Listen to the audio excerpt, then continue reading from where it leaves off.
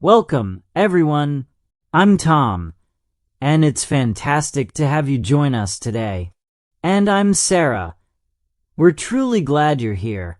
If you're embarking on your English learning journey, especially if you're just getting started, don't fret. This program is perfectly designed for you.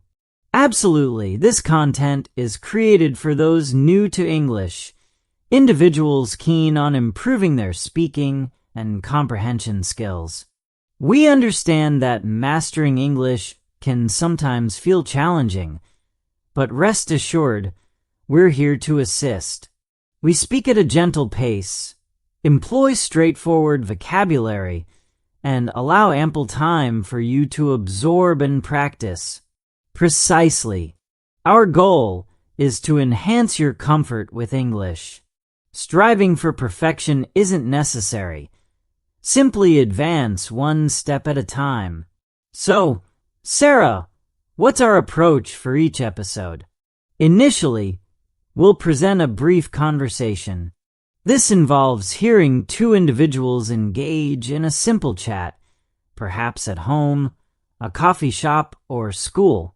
Afterward, we'll pause to clarify the vocabulary. This means we'll define the terms and illustrate their proper usage. We even provide practical examples. Occasionally, we'll share personal anecdotes from our own experiences, which helps solidify your memory of new words and expressions. Should you not grasp everything immediately, that's entirely fine. You can pause, replay the audio, or revisit it whenever you like. Indeed, avoid any pressure. Simply unwind and enjoy developing your language skills with us. That's truly the most effective method for progress. Ready to start? First, we'll listen to our conversation. Then, we'll delve into the words and discover them together. You're already off to a brilliant start. Let's get going. Liam * Emma, you seem exhausted today. Was it a late night for you? Emma * it certainly was. I stayed up watching a film that ended quite late. I didn't get to bed until midnight, and actually drifted off around 1 in the morning. Liam * wow, that's incredibly late. I consistently aim for bed by 10:30 p.m. If I don't get enough sleep, I feel utterly drained the next day. Emma * I totally agree. Despite that, I still found myself awake by 7:30 this morning, even though I desperately wanted more sleep. I finally rose from bed at 7:45 and headed to the bathroom. Liam * and what was next in your morning routine? Emma * initially, I washed up, specifically my face. Following that, I brushed my teeth thoroughly. After that, I stepped into the shower. The warm spray really helped me shake off the last bits of sleep. Liam * that sounds lovely. Occasionally, if I have enough time, I'll indulge in a bath. Just sitting in the soothing warm water to relax. Emma * yes, I enjoy baths as well, but usually only in the evenings. After my shower this morning, I applied some makeup, got dressed, and then prepared some tea. Liam * interestingly, I also woke up quite early today. After getting out of bed, I made sure to tidy it. That's a habit I keep daily. Subsequently, I tackled some housework, cleaning both the kitchen and the living room. Emma * my goodness, you accomplished a lot. Liam * indeed. And following that, I went out to handle the grocery shopping. I picked up eggs, milk, bread, and some apples. The store was packed, though. I really dislike shopping when it's crowded. It just saps my energy. Emma * you're not alone there. Upon returning home, I had a light meal for lunch. Just some soup and toast. Liam asterisk. That sounds delicious. I also had lunch around 1 p.m. I cooked some rice with vegetables. Emma asterisk. Well, now we can finally unwind. Liam asterisk. I think I might take another shower later, and then perhaps get some rest. Emma asterisk. Just don't let it turn into another late night. Liam asterisk. Absolutely not. Tonight, I plan to retire early and definitely be asleep before midnight. All right, let's dive into two phrases we use daily: to wake up and to get up. These might seem simple, but they're crucial and carry distinct meanings. First, let's discuss wake up. When you wake up, you cease sleeping, your eyes open, and you're no longer unconscious. This could be triggered by your alarm sounding, your phone buzzing, or even sunlight streaming through your window. It's the moment your eyes open. Precisely. However, when you wake up, you typically remain in bed, still lying down and not yet moving. Now, Sarah, let's clarify get up. To get up means you physically exit your bed. You sit upright, then stand, moving away from your sleeping spot. That action signifies getting up, marking the official start of your day. Okay, Tom, let me share my typical morning. I generally wake up at 7 a.m., but I don't immediately get out of bed.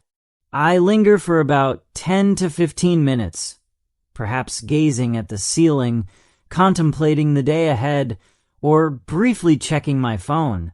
I truly cherish that quiet time. Then I usually get up around 7:15 and proceed to the bathroom. That sounds very familiar. Sarah, I often wake up around 6:30 a.m., but I don't jump out of bed right away.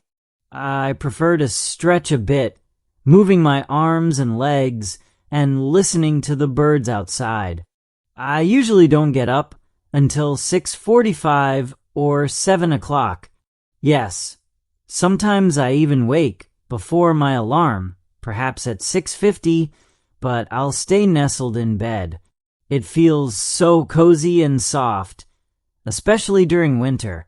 I just allow myself a few extra minutes. But inevitably, I must get up. I have responsibilities like work. Absolutely. And sometimes we might wake up but lack the desire to get up. Perhaps it's chilly outside the covers, or we're still weary, yet we recognize the need to move.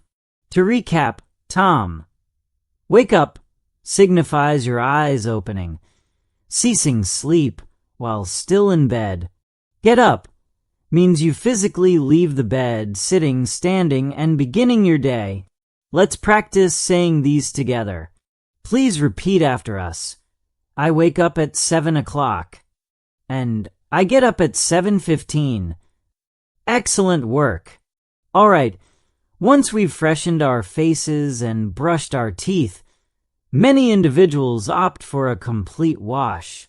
So let's discuss the phrases: have a shower, take a shower, and have a bath. Indeed. Firstly, have a shower and take a shower convey the identical meaning. In British English, the common expression is have a shower, whereas in American English, take a shower is frequently used. That's correct. Both are perfectly acceptable. When you have a shower, you position yourself beneath a stream of water, which cascades down as you cleanse your entire body. You'd typically use soap and perhaps shampoo for your hair. It's a wonderful way to achieve a feeling of cleanliness. I generally opt for a morning shower. It invigorates me and prepares me for the day ahead. If I'm still feeling drowsy, the water helps rouse me, making me feel much more alert afterward. Me too. A shower in the morning truly feels like greeting the day. However, I sometimes shower in the evening, particularly following a workout or on a hot, sticky day. It helps me unwind before bedtime. Okay, and how about have a bath? This is distinct. When you have a bath, you recline in a large tub filled with warm water. You don't stand. Instead, you sit and unwind. Many people choose a bath when they desire deep relaxation. Yes, I adore taking a bath on chilly evenings. I'll fill the tub with hot water, sometimes adding bath bubbles or a fragrant oil. Then, I'll soak for 15 to 20 minutes, simply enjoying the tranquility. True, baths require more time, but they offer immense calm. Showers are swift. Baths are leisurely. Your choice often depends on your schedule and state of mind. To summarize, Tom, have a shower or take a shower means cleaning your body while standing under running water. Have a bath means immersing yourself in warm water to relax. Now, let's try pronouncing these phrases. I take a shower in the morning. Excellent. And I have a bath in the evening. Splendidly done. Shifting gears to the next segment of our day, cleaning and organizing. These are essential activities we perform in our homes. The two expressions we'll cover now are make your bed and do the housework. Let's begin with make your bed. This phrase does not imply constructing a bed. Instead, it refers to tidying your bed in the morning. After you rise, you smooth out the duvet or blanket, arrange your pillow correctly, and essentially ensure your bed appears neat and inviting. Many individuals practice this ritual daily. I consistently make my bed right after getting up. It only consumes 2 or 3 minutes, yet it instantly makes my room feel organized and revitalized. I find myself better prepared for the day when my bed is made. I also try to maintain this habit, although I occasionally overlook it. Nevertheless, when I do make my bed, my room undeniably looks better, and returning home later, there's a pleasant feeling upon seeing my bed neatly arranged.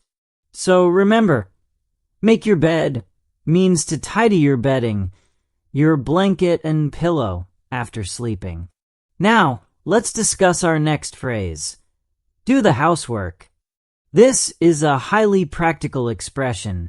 When we say do the housework, we're referring to all the minor cleaning tasks around the house, such as washing dishes, sweeping floors, cleaning the bathroom, or disposing of garbage. Precisely. It's not always enjoyable, but it's an unavoidable aspect of daily living. I typically handle my housework on Saturday mornings, which involves mopping the floors, cleaning the kitchen, and wiping windows. I usually take care of mine on Sunday afternoons. I'll put on some music and systematically clean the house.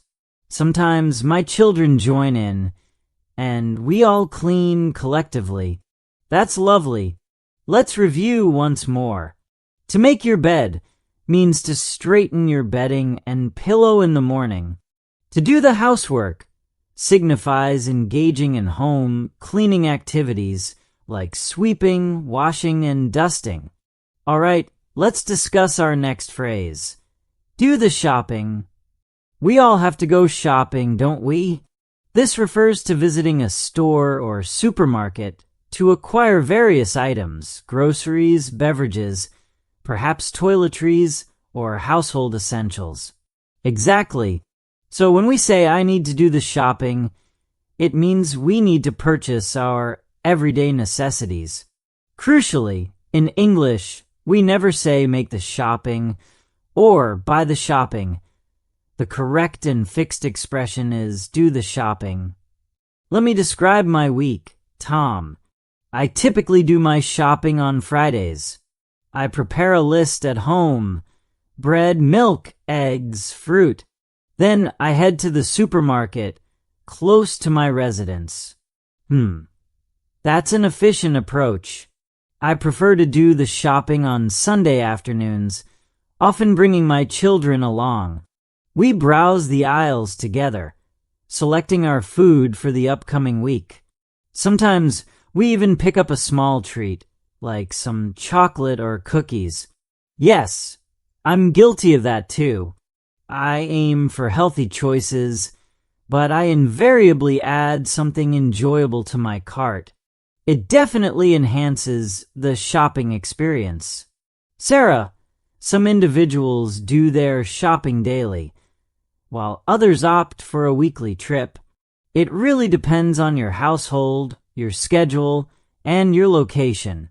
However, the phrase remains constant: do the shopping. This means procuring necessary items, such as food or household goods. Let's practice together now. I do the shopping on Saturdays. I need to do the shopping today. Okay, let's discuss a common experience for many, particularly on weekends or during hectic periods: having a late night. This simply means you retire to bed very late, foregoing an early sleep. Perhaps you're occupied with work, engrossed in a movie, or engaged in conversation with friends. Time flies, and suddenly it's past midnight or even later. That's precisely what we label as having a late night. Indeed, it's a frequent occurrence for me. This past Saturday, I experienced a genuinely late night. I was immersed in a lengthy film that began at 9:30 p.m. and didn't conclude until after 11 p.m. Post-movie, I wasn't sleepy, so I found myself scrolling through my phone, checking messages, and watching amusing videos. When I checked the time, it was 12:45 a.m. I realized, oh no, I really need to sleep. Consequently, I went to bed quite late. I had a late night. Oh, that sounds remarkably similar to my Friday. Sarah.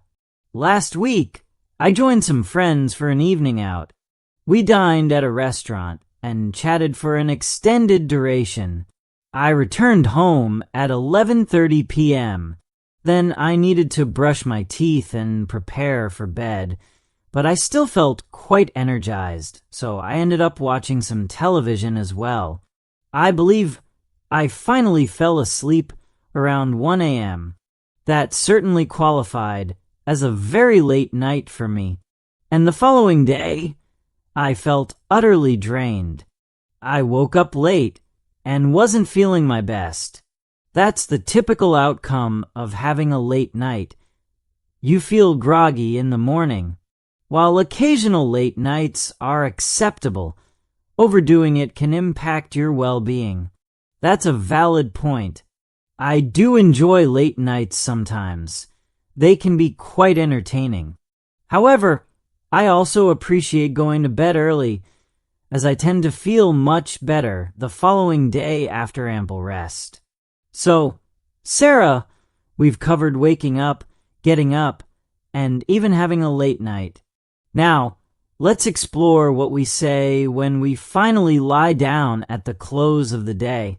Yes, two extremely practical phrases: go to bed and go to sleep. Let's start with go to bed.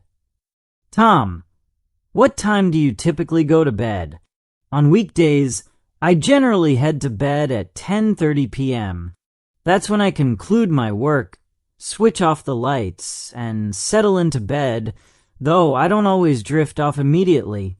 So, go to bed implies entering your bedroom, lying down in your bed, and preparing for rest. You're physically in bed, but you might still be conscious, correct? Sometimes I'll read a book, scroll briefly on my phone, or simply ponder. It's a period of calm reflection. Now, let's talk about go to sleep. This is when your eyelids close and your body enters a state of rest. You are no longer aware. You are actually sleeping. For instance, I go to bed at 10:30 p.m., but I usually go to sleep closer to 11 p.m. I require some time to unwind before sleep overtakes me. I'm quite similar, Tom. Last night, I was profoundly tired. I went to bed at 9:45 p.m. and didn't even glance at my phone. I fell asleep exceptionally quickly, perhaps within 5 minutes. Lucky you. Sometimes I'll lie in bed for 30 minutes and still be unable to sleep. My mind simply won't quiet down. Yes, I understand that sensation well. All right, let's clarify for our audience. What's the distinction once more? To simplify, go to bed means to lie down in your bed while still awake. Go to sleep means to close your eyes and begin the act of sleeping. Excellent. Let's provide a few more illustrations. Certainly, you might say, I usually go to bed at 10 p.m., but I don't go to sleep until 10:30 p.m. Or, I'm exhausted. I'm going to bed now. Or even, I went to bed early, but I couldn't go to sleep. Very good. A question for you, Sarah. Have you ever dozed off while watching television? Oh, absolutely. Sometimes I don't even make it to bed properly. I just drift off on the couch, though that's rarely the most restorative sleep. Yes, I've done that, too. My wife often tells me, "Come on, go to bed," and I'll reply, "Just 5 more minutes." That's amusing. Okay, to all our listeners, it's your turn. At what time do you typically go to bed? And when do you usually go to sleep? Try saying it aloud. I go to bed at 10 p.m. I go to sleep around 10:30 p.m. Superb effort. And that brings us to the conclusion of today's segment. Thank you immensely for tuning in. We'll return shortly with another installment to support your continued learning. Until then, maintain your smiles, keep listening, and continue practicing. Our sincere thanks again for learning with us. Goodbye for now.